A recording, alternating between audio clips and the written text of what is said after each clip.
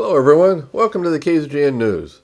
Today we'll bring you news from Super Tuesday, other campaign news, scam alert training, news from the Kern County Supervisors, news from the Ridgecrest Police Department, today's gas prices, weather, sports, and much more. From the Rademacher Hills to Bee Mountain and the mighty Sierras, Ridgecrest to Inyokern and China Lake, this is your news for the Indian Wells Valley with the KZGN News crew. Hello, I'm Tom Whitnick. Thanks for joining us for the news affecting Ridgecrest and the Indian Wells Valley. Well, Super Tuesday has come and gone. Most of the results were predicted correctly by the pollsters. The most states were won by the predicted leaders. Trump won 7 states, and Clinton won 7 states. The actual outcome were Trump winning Arkansas, Alabama, Massachusetts, Vermont, Georgia, Tennessee, and Virginia. Cruz won Texas, his home state, Oklahoma, and Alaska. However, there was one surprise. Rubio won a caucus state, Minnesota. That was not expected. The most excruciating results were getting the numbers from Vermont. They were the first polling place that closed and almost the last to get finalized. It was a tight race between Trump and Kasich, but Trump did win the state. They must have used hand counting with long hour-long breaks or something. It was terrible waiting for their numbers. Anyway, now the important delegate count. The Republican delegate count now is Trump at 316, Cruz at 226, Rubio at 106, Kasich with 25, and Carson with 8. To win the Republican nomination, they need 1,237 delegates. There is a total of 1,784 available. On the Democrat election, many pundits thought this may be the end of the race for Sanders. Well, not so fast. Sanders actually did better than expected. Clinton won 7 states, just like Trump, and Sanders won 4 states. Clinton won Alabama, Alaska, Georgia, Massachusetts, Tennessee, Texas, and Virginia. Sanders won Colorado, Minnesota, Oklahoma, and Vermont, his home state. The delegate count for Democrats are Clinton with 544 delegates and Sanders with 349 delegates. A noted outcome of the participation: all election sites showed a huge increase in participants in the Republican elections, and the attendance at the Democrat locations were all way down from the last 2 elections. This has to be giving the Republicans a boost and an advantage, and a disadvantage to the Democrats. Winning elections is all about turnout, so here's what's next in the election cycle. This Saturday, March 5th, primaries will be held in Kansas, Kentucky for the Republicans, Louisiana, Maine for the Republicans, and Nebraska for the Democrats. On Sunday, there will be elections in Maine for the Democrats and in Puerto Rico for the Republicans. Then next Wednesday, March 8th, there will be elections in Hawaii and Idaho for the Republicans and Michigan and Mississippi for both parties. The next big elections will come in 2 weeks. On Tuesday, March 15th, elections will be held in Florida, Illinois, Missouri, Northern Mariana Islands, North Carolina, and Ohio. This is the big one because Florida is Rubio's home state and Ohio is Kasich's home state. If either of them lose their home state, it could be the end for them. Rubio PACs and establishment billionaires have signed on to spending $23 million in support ads for Rubio. Can you imagine that? They're going to spend $23 million in TV advertising to defeat mostly Trump and support Rubio. $23 million in just 2 weeks. This is insane. And this doesn't include the ads that Cruz will run attacking Trump too. Those poor people in Florida and Ohio are going to be going crazy by the end of the next 2 weeks. And you know, most of the ads will not be fair or polite. They'll stretch the truth, and some will even have lies in them. And then many of them will be presenting things Trump said 30 years ago. But they'll be made to look like they are things he's saying today. Oh well, it's not going to be pretty. What I think is interesting is that I don't think the Republican race will be set in stone before they get to California in June. Usually, primaries are decided before they get here. Well, I bet that this time we will get a say in both parties. In the after-election speeches, they were again made interesting by Trump. Trump provided a very polite, congratulatory speech versus Cruz and Rubio still swinging at Trump. Trump basically held a press conference versus the standard after-election rally speech. Trump gave a brief speech that was very polite and even congratulated Cruz's wins and that he worked real hard to win what he did. He emphasized that the course is set for him to be the nominee and that people should start getting ready to unite the party. Trump emphasized accurately that the increase in Republicans voting has been a boon for the Republicans. Anyway, he then took quite a few questions from the press. He was quizzed about rumors of secret tapes being held by the New York Times, his stance on the KKK, and how he would get along with Ryan and McConnell in Congress, and immigration issues. While Rubio and Cruz have tried to insinuate issues with the secret tapes, leaks yesterday are really not providing that anything controversial will come from them. But Cruz and Rubio are free to spin the secrecy as a problem for Trump. Trump also again denounced his association for the KKK. He said at least 3 times that he doesn't support them. And even after that, another reporter asked him again to clarify his stance on the KKK. He acted irritated this time and said he already answered. He doesn't support David Duke or the KKK. He said he doesn't even know who this Duke guy is. On the immigration question, it was phrased that he is not truthful in his campaign promises on deporting the 11 million illegals. In this supposed secret interview tape, he is supposed to have said that the deportation position is negotiable. To that he said, "Be sure, the wall will be built, Mexico will pay for it, and there is no negotiations for people that are here illegally. They need to go home and come back legally." Trump did point out that even in the states he lost, he came in second, where Rubio and Cruz sometimes fell way back, even as far as 4th place in a couple states. So that was a summary of the Trump after-election news conference. The pundits declared Trump's speech/news conference was much more presidential than normal election speeches. Now on to Cruz. He gave a typical election night speech and did not take any questions. He came on and went on to his regular attack on Trump, just ripping him apart with innuendo and supposition and declaring these as truths. He said since he has been the one to defeat Trump in 3 states now, he is the only Republican that can defeat Trump, thereby telling all the other candidates to drop out and get behind him to defeat Trump. Rubio declared he is not dropping out, that he will be the one to defeat Trump, that he will be the one the party should unite behind and support. Basically, the same theme as Cruz. The next debates are these. Thursday evening, March 3rd, there will be a Fox News-sponsored Republican debate. It will be held at Fox Theater in Detroit, Michigan.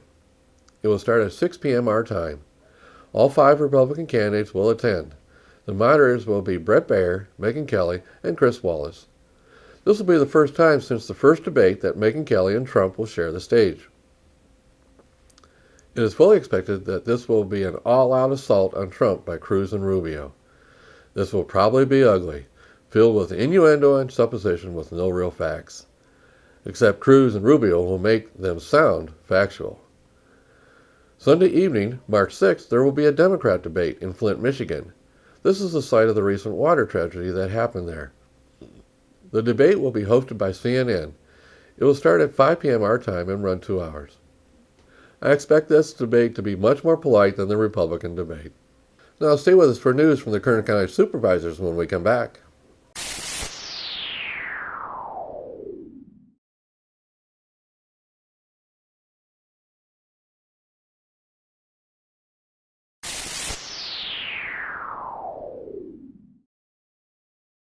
Welcome back. In local news, the Kern County Board of Supervisors met Tuesday for their regular meeting.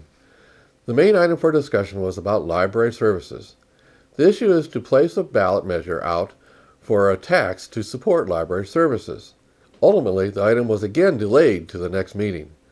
The next meeting will be the last one to be able to place the ballot measure on the June ballot. At that meeting, the board will also decide whether to issue a formal request for information for library services. This is the first step to getting information to contract out library services. The delay was to allow the board time to analyze the results of a scientific polling study to determine voter support for the ballot measure. Again, as in previous meetings, many people voiced concern against contracting out the library services. It is rumored that the study for the measure showed about a 60% support rate. The measure would take a 2/3 approval vote to pass. Personally, I don't understand the hard decision to just place the measure on the ballot. The people will either pass it or not. Let the people decide. If they approve it, then there's more money to support the library. If they don't pass it, we are where we are right now. Sure, there is some cost to place it up for election. They estimate it will cost about $58,000 to run the election. But the price tag is small in comparison if it doesn't pass. And if it does pass, the measure would provide new revenue for the county. Don't kick the can down the street again.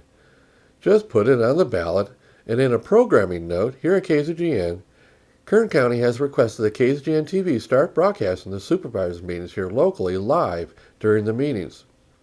We have agreed to do that every Tuesday. We are currently installing the necessary equipment to make that possible, and testing is taking place as I make this announcement. As we carry the meeting, it will be broadcast live on Mediacom Cable on Channel 21 and over the air in the Indian Wells Valley on Channel 21.1. So stand by. Soon, the Kern County Board of Supervisors meetings will be carried live on KZGN-TV here in Ridgecrest and the Indian Wells Valley. In news from the Ridgecrest Police Department, they'll be having a DUI checkpoint and roving saturation patrol this Friday evening. The checkpoint will be set up as a driver's license and DUI checkpoint starting at 7 p.m. It will go until the department decides to shut it down. The roving patrol will run from 11 p.m. till 3 a.m. During the evening, officers will be looking for signs of alcohol or drug impairment while driving. Officers will also be checking for proper driver's licenses. Specially trained officers will conduct evaluations of drivers suspected of being under the influence of alcohol or drugs. This enforcement effort is paid for by a grant from the California Office of Traffic Safety and through the National Highway Traffic Safety Administration. Remember, don't drink and drive. Use a designated driver. The life you save may be yours or some innocent person. Don't ruin your life and the lives of others by driving drunk.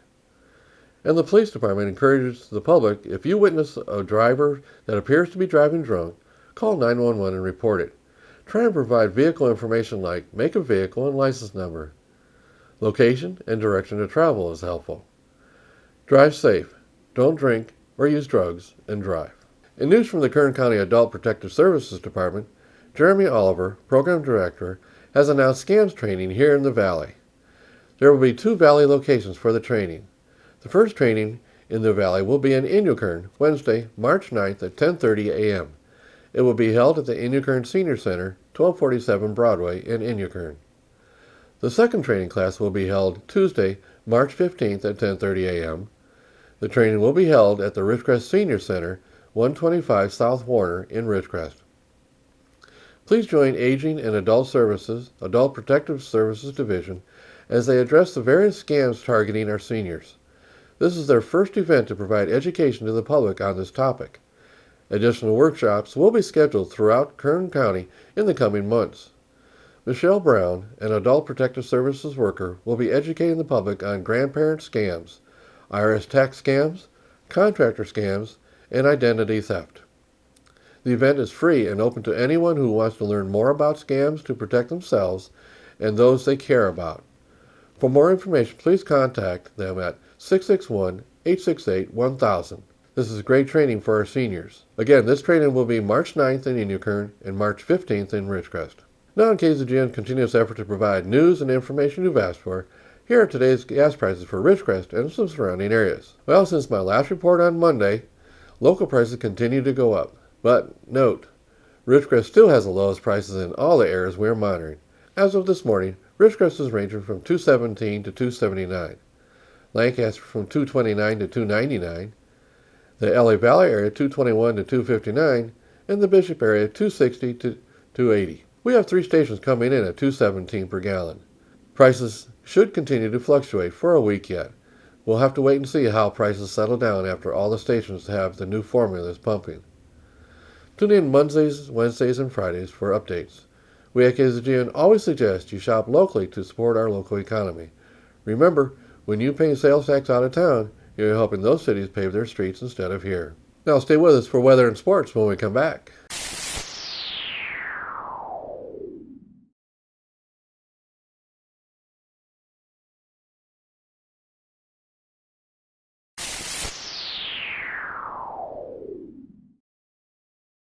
Thanks for staying with us. Now here's Lane with the weather. Thank you, Tom. From the National Weather Service, snow, colder temperatures, and gusty winds will continue to impact the northern Great Lakes, Northeast, and New England. In the Pacific Northwest and Northern Rockies, mountain snow and valley rain are expected. Critical fire weather conditions will impact the central and southern plains. Temperatures across the nation. Carolinas at 57, Georgia at 50, Arkansas at 53, northern Texas at 80, Arizona at 81, and Los Angeles at 63. And for us locally, tonight, partly cloudy with a low around 44, south-southwest wind 15 miles per hour with gusts as high as 20. Thursday, mostly sunny with a high near 79, southwest wind 15 to 20 miles per hour. Thursday night, partly cloudy with a low around 44, west wind 10 to 15 miles per hour with gusts as high as 25. Friday, mostly sunny with a high near 76 with a calm wind. Friday night, mostly cloudy with a low around 46, west-southwest wind 15 miles per hour with gusts as high as 20. Saturday, partly sunny with a high near 75, south wind 5 miles per hour. Saturday night, a 20% chance of rain, mostly cloudy with a low around 46, south-southwest wind 10 to 15 miles per hour with gusts as high as 25.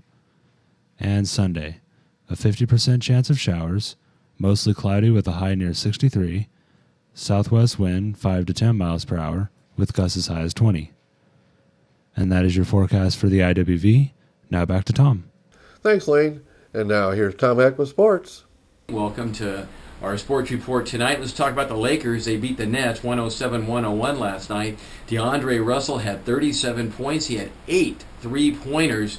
Boy, he looked as good as any first-round pick I've seen in the last couple of years for the Lakers. Boy, he canned everything from the perimeter last night. He got some rebounds. He handles the ball well.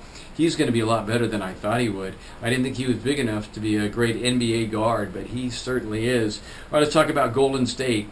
Now, they didn't have Stephen Curry last night, but who cares? They beat Atlanta 109-105. They do that in overtime. Now, believe it or not, Golden State has played 59 games this year. They've won 54. They're now 54-5. That is incredible. They're trying to set the all-time record that was set by the Chicago Bulls about 18 years ago. The Bulls actually won 70 games, and right now Golden State looks like they'll be able to do that.